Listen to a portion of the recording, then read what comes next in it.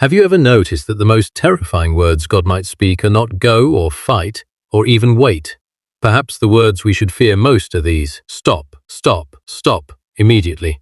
Imagine a man running at full speed toward a cliff. He feels free, he feels powerful. The wind rushes past his face. Every instinct tells him to keep going. Then suddenly a voice shouts, "Stop!" At that moment, the command feels like an interruption. But what if the voice belongs to the only one who can see the edge?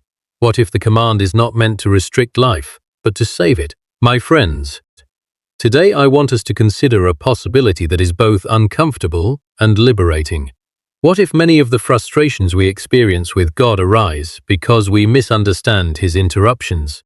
What if His stop is not the language of punishment, but the language of rescue? We live in an age intoxicated with movement. We are constantly told to advance, accumulate, achieve, express, consume, and conquer. We celebrate speed. We admire momentum. We believe that if something feels urgent, it must also be important. Yet there comes a moment in every human life when heaven places a hand upon our shoulder and says, "Stop." The strange thing is that we rarely recognize that voice at first. We hear it through a failed plan. We hear it through a closed door. We hear it through exhaustion.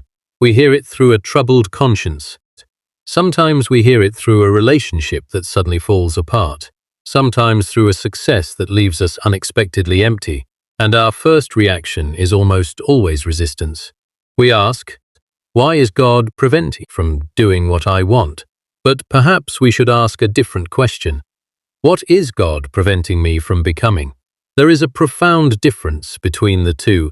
A child sees a fence and thinks the fence exists to keep him from enjoying the world. An adult understands that the fence may exist because there is danger beyond it. The child experiences restriction. The adult recognizes protection.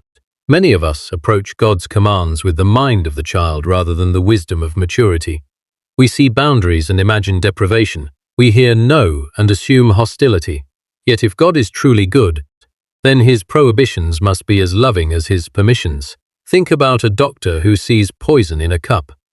If the patient reaches for it, what would kindness look like? Would kindness whisper politely, hoping not to offend? Or would kindness shout, "Stop immediately"? The urgency of the warning is measured by the severity of the danger. A God who never says stop would not be loving. He would be indifferent. Love intervenes. Love interrupts. Love warns. Love refuses to remain silent while destruction approaches. One of the greatest illusions of human nature is the belief that freedom means the absence of limits. Yet everything in creation teaches the opposite lesson. A fish is free in water but not on land. A train is free on its tracks but helpless in a field. A bird is free in the sky but not beneath the ocean. Freedom is not the absence of design. Freedom is flourishing within design. The Creator knows what the creation was made for. When God says stop, He is not opposing our humanity. He is defending it. There are moments when God says stop to our pride. Pride is particularly dangerous because it disguises itself as strength. It whispers that we are self-sufficient, self-made, and self-directed. It encourages us to believe that success originated in us and belongs entirely to us. Yet pride places a person in competition with reality itself. The proud person attempts to occupy a throne designed for God alone. Eventually, God says, "Stop," not because He is threatened. God is not threatened by human arrogance any more than a mountain is threatened by a mosquito. He says stop because pride is slowly destroying the person who carries it. Pride isolates, pride blinds, pride hardens. Pride makes gratitude impossible and genuine love difficult. Therefore, God's interruption is an act of mercy. At other times, God says, "Stop to our bitterness." Bitterness is a strange prison because the prisoner often carries the key. We replay old wounds. We rehearse old conversations.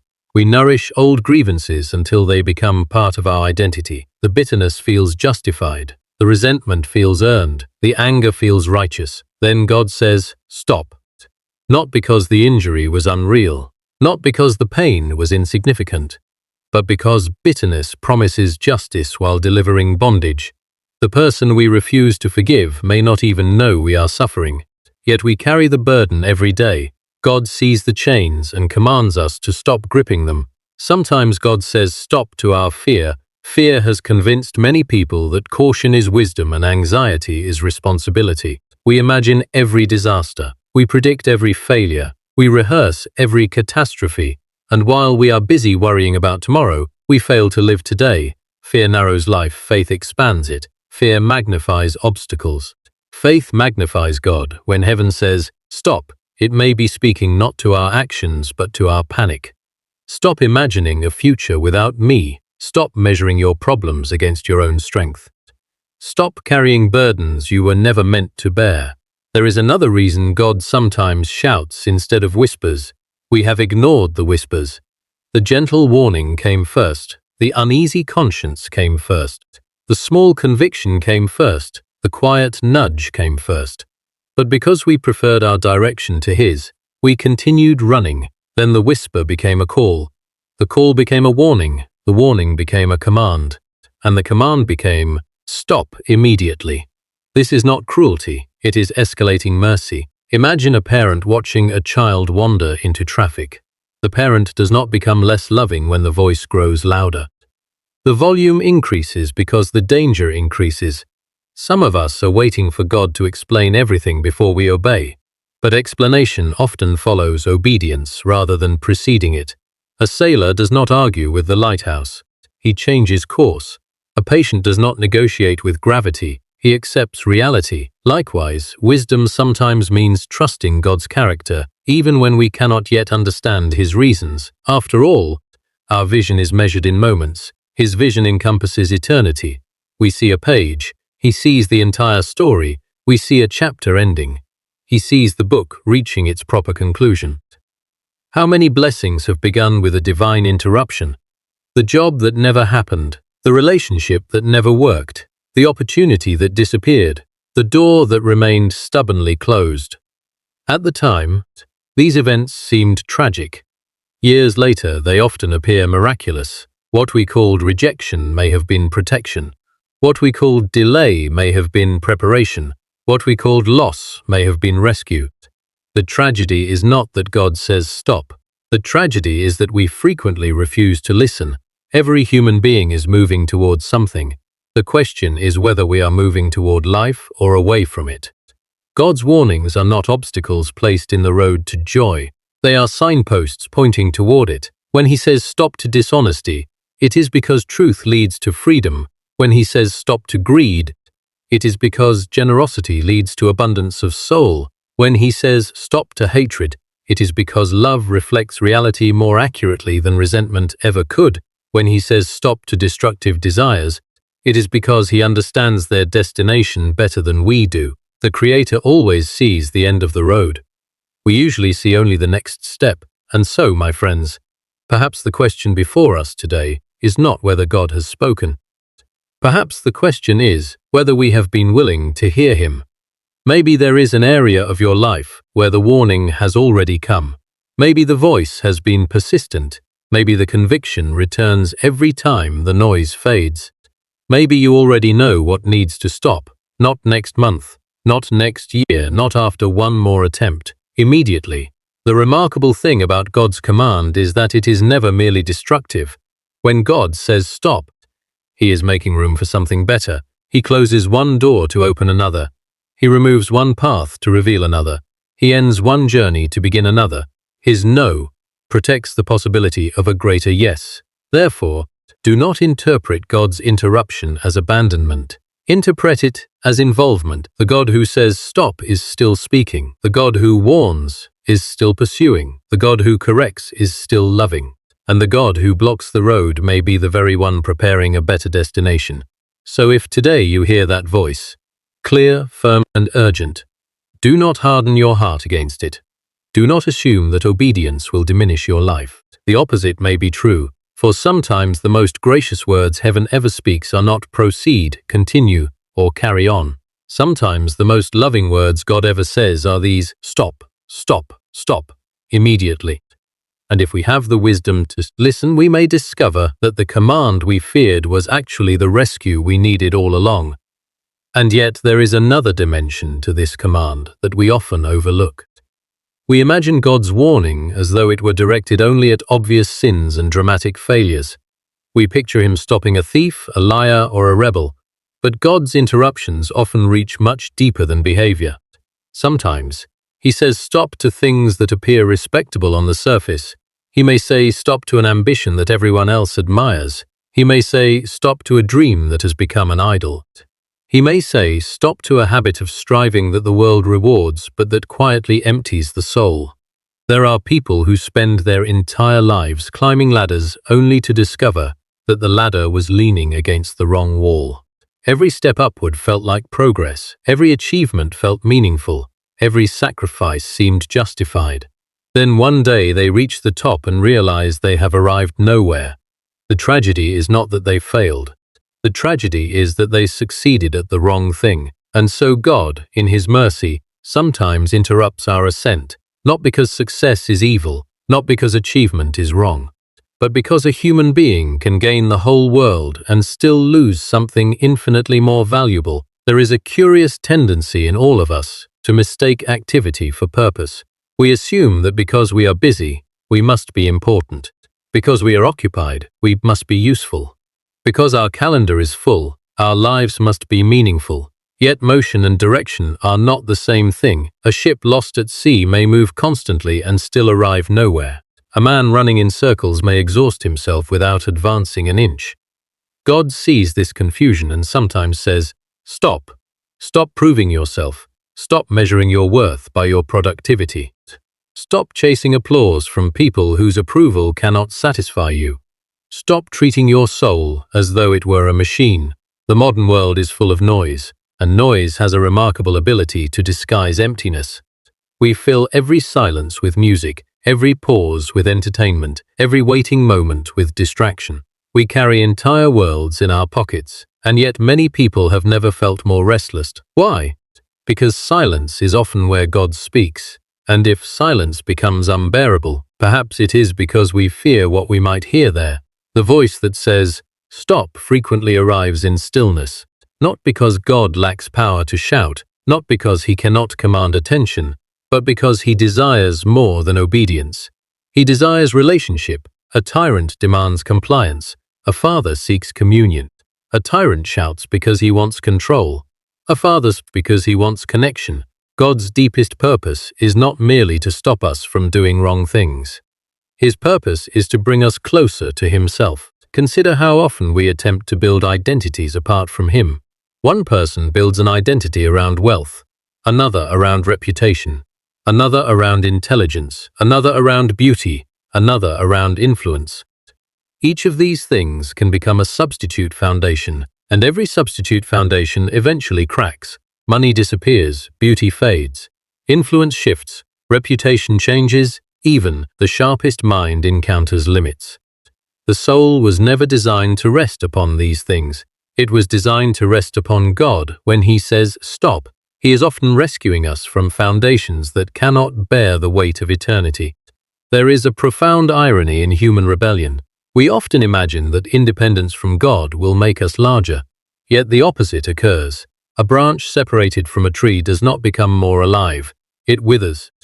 A lamp disconnected from power does not become more brilliant, it grows dark. Likewise, separation from God does not enlarge the human spirit, it diminishes it. The command to stop is not a demand to surrender life. It is an invitation to recover it. Many people fear what will happen if they truly obey God. They imagine a future stripped of joy, adventure, and fulfillment. They picture a narrow existence devoid of beauty. Yet this fear rests upon a misunderstanding of God's character. If God is the author of every sunset, every melody, every act of genuine love, every burst of laughter, every wonder that causes the heart to tremble with gratitude, then he cannot be the enemy of joy. He is its source. The one who invented delight is not threatened by delight. The one who created beauty is not opposed to beauty. The one who formed the human heart understands its deepest longings better than the heart understands itself. When he says stop, it is because he knows that what we are pursuing cannot ultimately satisfy what we truly seek. Much of human life is spent searching for infinite fulfillment in finite things. We ask temporary pleasures to provide permanent meaning. We ask fragile relationships to bear impossible expectations. We ask success to cure loneliness. We ask possessions to create peace. We ask achievements to silence insecurity. And when these things fail, we are disappointed. Yet perhaps the disappointment itself is a gift. Perhaps it is God's way of saying, stop looking for water in places where there is only sand. The human soul possesses a strange hunger that nothing in this world can completely satisfy. Every earthly joy is real, but none is final. Every achievement matters, but none is ultimate. Every relationship is precious, but none is perfect. We are creatures who seem to have been built for something beyond ourselves. This is why even our happiest moments contain a trace of longing. A magnificent sunset leaves us wishing it would last. A beautiful song ends too soon. A treasured conversation eventually concludes. A perfect day slips into memory. Every earthly joy whispers that there is something greater still to come. And when God says stop, he may be redirecting us toward that greater reality. There are also moments when God says stop to our despair.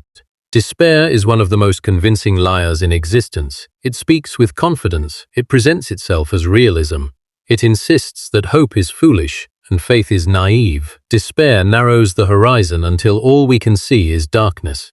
Yet despair possesses a fatal weakness. It cannot see around corners. It cannot predict redemption. It cannot imagine resurrection. Again and again throughout history, situations that appeared hopeless became the very settings in which unexpected grace emerged. The seed must disappear into the earth before new life appears. The night becomes darkest before dawn. Winter often conceals the first preparations for spring. God understands this pattern because he designed it. Therefore, he sometimes says, stop believing that your story is over. Stop assuming that this chapter is the conclusion. Stop interpreting temporary darkness as permanent defeat. The difference between God and us is not merely one of knowledge but of perspective. We live inside time. He stands beyond it. We encounter events one moment at a time. He sees beginnings, middles, and endings together. Imagine reading only a single page of a great novel. If that page contained sorrow, conflict, or tragedy, you might conclude that the story was hopeless. But the author understands the role that page plays within the larger narrative. God is the author who knows what comes next. This does not eliminate suffering. It does not erase grief. It does not remove tears. But it does mean that suffering is not necessarily meaningless. Many of the most transformative moments in life emerge from experiences we would never have chosen. The person who develops compassion often learned it through pain. The person who possesses wisdom often gained it through failure. The person who radiates humility frequently acquired it through brokenness. We would prefer growth without struggle, strength without difficulty, and maturity without sacrifice. Yet reality rarely grants such requests. And so, in the midst of our resistance, God sometimes says stop to our demand for easy answers. Stop insisting that every mystery be explained. Stop requiring certainty before faith. Stop assuming that understanding must come before trust. A child crossing a bridge may not understand engineering. Nevertheless, the bridge supports him. Likewise, there are truths that sustain us long before we fully comprehend them. One of the most beautiful aspects of God's interruptions is that they reveal his involvement in our lives. Indifference remains silent, love intervenes. A God who never corrected us would be a God unconcerned with our destiny. The very existence of divine warnings is evidence of divine care. The shepherd calls because the sheep matter. The captain warns because the passengers matter. The physician intervenes because the patient matters. And God speaks because you matter, not as a statistic, not as a face in a crowd, not as an insignificant speck in a vast universe, but as a person known and loved by the one who created galaxies. This truth is almost too astonishing to believe. The same God who governs stars pays attention to human hearts. The same God who sustains creation notices private struggles. The same God who holds history in his hands speaks to individuals by name. And because he loves us, he refuses to leave us alone. He pursues, he corrects, he guides, he redirects. He says stop when necessary. He says wait when necessary. He says go when necessary. Everything flows from love, not sentimental love, not shallow affection, but a fierce and determined love that seeks our ultimate good, even when we resist it. There may come a day when we look back upon our lives and discover that some of our greatest blessings arrived disguised as disappointments. The opportunity that vanished, the path that closed, the plan that failed. The desire that remained unfulfilled, the warning that seemed inconvenient, the command that felt restrictive. Viewed from eternity, these moments may appear entirely different. We may discover that every divine interruption concealed a deeper mercy, that every closed door prevented a greater loss, that every delay prepared us for a greater gift, that every command to stop protected something precious. Perhaps then we will finally understand what we struggle to grasp now. God's goal was never merely to make our lives comfortable. His goal was to make them meaningful. His goal was never simply to grant every request. His goal was to shape us into people capable of eternal joy. And so, if you hear His voice today, do not dismiss it as an obstacle standing between you and happiness. It may be the very thing standing between you and destruction. It may be the hand of a loving Father reaching into your circumstances with urgency, because He sees what you cannot see. One day the noise will fade, the distractions will disappear. The ambitions, fears, victories, and failures that once seemed enormous will shrink into their proper proportions. And in that clarity, we may discover that the most important moments were not when God granted our wishes, but when He interrupted them. For there are roads that appear inviting but lead to emptiness. There are desires that seem harmless but slowly consume the soul. There are ambitions that promise fulfillment but deliver only exhaustion. There are fears that masquerade as wisdom and bitterness that disguises itself as justice. Against all these things stands the voice of God, pipede, loving, unyielding, and when the danger becomes great enough, when the cliff draws near, when the soul approaches a path from which it may not easily return, that voice rises above every competing sound and declares with unmistakable urgency, "Stop, stop, stop," immediately. And blessed is the person who discovers that behind those words is not condemnation but compassion, not rejection but rescue, not the anger of a distant ruler, but the love of a Father who sees farther than we can see, knows more than we can know, and desires our good more deeply than we desire it ourselves. For the voice that commands us to stop is the same voice that, once we have turned, will gently lead us home.